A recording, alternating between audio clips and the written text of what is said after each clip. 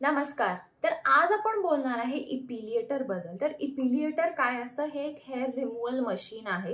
हे कसं वापरायचं, ह्याचे काय काय फायदे आहेत, काय काय तोटे आहेत, ॲडव्हान्टेज डिसॲडव्हान्टेज सगळं काही इपिलिएटर बद्दल सांगणार आहे. ह्याला कसं वापरायचं, ह्याची प्राइस काय, फुल रिव्ह्यू इपिलिएटर बद्दल मी तुम्हाला ह्या व्हिडिओमध्ये देणार आहे.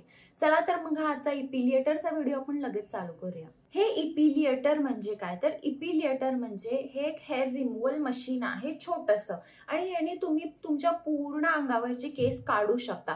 म्हणजे तुम्ही ह्याला हातावर वापरू शकता, तुमच्या पायावर, अंडर आर्म्सवर सगळीकडे इपिलिएटर वापरू शकता.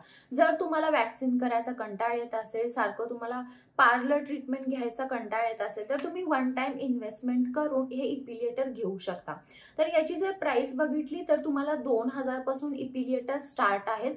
2-3000, 4000, 5000 पर्यंत एक चांगला इपिलिएटर येऊ शकतो. आता मी तुम्हाला हे इपिलिएटर वापरून दाखवते. तर जेव्हा ह्याला एक वायर येते ती तुम्हाला जॉईन करायची आहे, त्याच्यासोबत चार्जर पण येतो, आणि ते जेव्हा तुम्हाला वापरायचं तेव्हा तुम्ही ते ऑन करू शकता. तर ह्या दोन सेटिंग असतात, एक लो आणि एक हाय.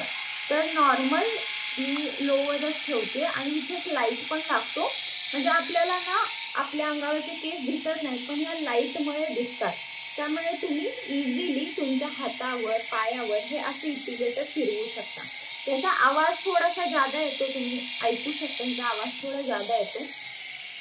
तर अशा पद्धतीने तुम्ही हे इपिलिएटर तुमच्या हातावर, तुमच्या पायावर वापरू शकता. तर इथे ना असे हे ब्लेड आहेत. तर ह्या ब्लेडमध्ये ना आपले केस जातात आणि आपल्या हातावरचे किंवा बॉडीवरचे केस निघतात. आता इपिलिएटर तुम्ही वापरलं पाहिजे का नाही? तर जर तुम्हाला ना थोडासा पेन सहन होत असेल तर तुम्ही इपिलिएटर वापरू शकता. म्हणजे इपिलिएटरचं कसं आहे, म्हणजे जेव्हा आपण हे असे केस काढतो ना तेव्हा तुम्हाला थोडंसं दुखणार आहे, पण एकदा तुम्ही यूज टू झाला, एकदा सवय झाली की तुम्हाला इतकं जास्त दुखणार नाही आहे.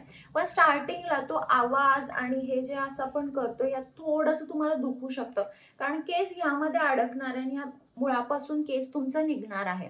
म्हणजे ह्यात शेविंग सारखं नाही आहे की केस तुम्हाला सारखे सारखे येणार.